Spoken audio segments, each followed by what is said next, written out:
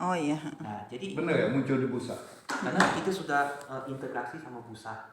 Ambil foto ya Pak. Nah, jadi setiap transaksi yang Bapak beli, customer kita beli ya, ada catatan di Bursa untuk pembeliannya. Nah, bagaimana pengawasannya? Bapeti sebagai pengawas bahwa mereka lihat pembelian ini ada diketahui sama mereka bisa lihat dari Bursa. Karena kan Bursa itu sebagai penengah transaksi itu kan dari antara customer dan countermeter tercatat di Bursa. Bapeti mereka bisa login dikasih otoritas dari Bursa. Ya login aja kan, cuma log doang kan. Dia lihat semua. Lihatnya doang, nggak bisa utak-atik. Nggak bisa utak-atik. Jadi bersama dengan KBI. KBI adalah carrying. Carrying itu adalah kita tempatin kita punya emas, fisik emas nih yang kita beli dengan Antam, ditempatin di sana. Nah, kalau transaksi customer dengan countermeter ada 10 kilo nih, berarti ada 10 kilo emas fisik di Antam, di Indonesia ini, bukan kita simpan di Singapura, Malaysia, Australia, nggak terhitung, itu tidak boleh. Harusnya emas fisik itu ada di sini. Oh, jadi ada kalau 2 laporan ke Bapeti, detail dong setiap hari ini. Ini oke. Kalau di bawah 10, misalnya kita sekarang sudah tempatin 10 kilo. Nah, penjualan itu total itu di bawah 10 kilo itu nggak apa-apa. Kalau di atas 10 kilo, misalnya 11 kilo nih, kita harus tambah 1 kilo lagi. Nah, berarti Pak, kalau orang Indonesia itu emasnya ada di Antam gitu ya, bukan di Singapura atau London gitu ya? Semua ada di Indonesia. Oh gitu. Jadi biar memudahkan juga dia pengambilan ya. Sewaktu-waktu dia ambil, cetak fisik. Cetak fisik di Antam ya. Keluar dari Antam. Jadi ini adalah prosedur yang pemerintah yang dibutuhkan. Dari mana? Karena kan kita penjualan dalam bentuk digital, tapi fisiknya ada. Jadi pengawasan seperti itu. Nah, misalnya customer sudah cetak emas fisik nih, jadi kita kurang dong dari 10 kilo ini, kurang misalnya ibu ambil 1 kilo nih, jadi kita kurang 1 kilo, sisa 8 kilo. Tapi kalau legalitas apa semua komplit ya Pak ya?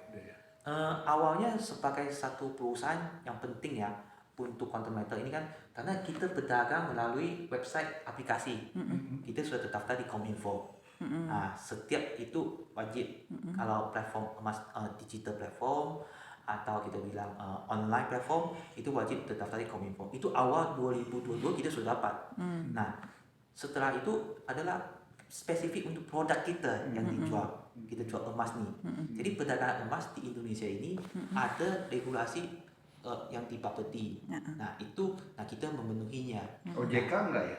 OJK itu sebenarnya kan dia jatuh ke sistem perbankan, investasi, atau kita depository itu. Tapi investasi kan OJK juga, ini kan termasuk investasi gitu. Kalau di sini jual beli emas kalau ini, makanya izinnya Bapepti ya. Investasi berarti dana Bapak kita yang kelola.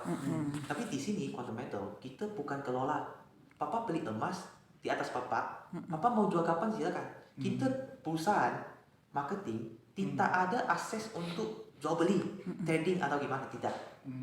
Customer kita, nasabah kita yang menentukan, oh hari saya mau jual karena saya untung, atau saya butuh uang, walaupun rugi sebagian, mungkin ya saya mau tarik aja, saya mau pencairan, itu sesuai kebutuhan masing-masing. Atau Bapak bilang, saya tunggu lebih tinggi lagi harganya baru saya jual, profit lebih tinggi, ya silakan, karena bukan perusahaan yang kita kelola, kita karena memang hanya penitipan lah. Di situ. Jual beli emas dan penitipan. Jadi perantara lah.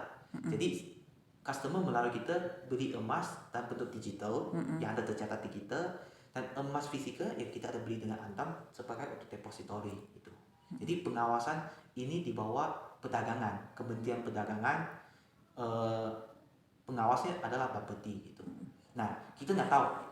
Karena kemarin saya meeting sama Bursa sama Bapeti, katanya ya OJK sekarang mau masuk lagi campur untuk perdagangan emas digital ini, tapi belum ada regulasinya keluar.